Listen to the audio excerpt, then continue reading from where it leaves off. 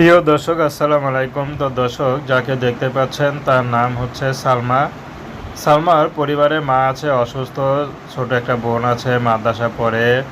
সালমা 6 পর্যন্ত পড়াশোনা করেছিল আর করতে পারেনি। বর্তমানে সালমা বিভিন্ন কাজ খুঁজতেছে কিন্তু কাজ পায় না। কি কাজ পাবে এই বয়সে বা এই অল্প পড়াশোনায়?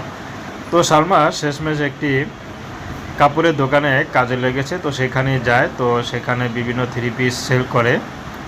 তো সেখানে যা পায় বেতন অনেক অল্প বেতন, সে তা দিয়ে সংসার চলে না। কি করবে, সংসারে হাল তো ধরতে হবে, যেখানে বাবা নেই, বড় ভাই নেই। তো এখন সালমাই সব।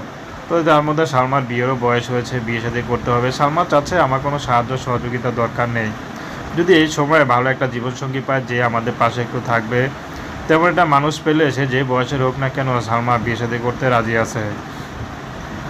তো দর্শক, এই ছিল সালমার জীবনের সংক্ষিপ্ত জীবন কাহিনী। প্রেম, ভালোবাসা, বিয়ে শাদী আপনাদের ব্যক্তিগত ব্যাপার।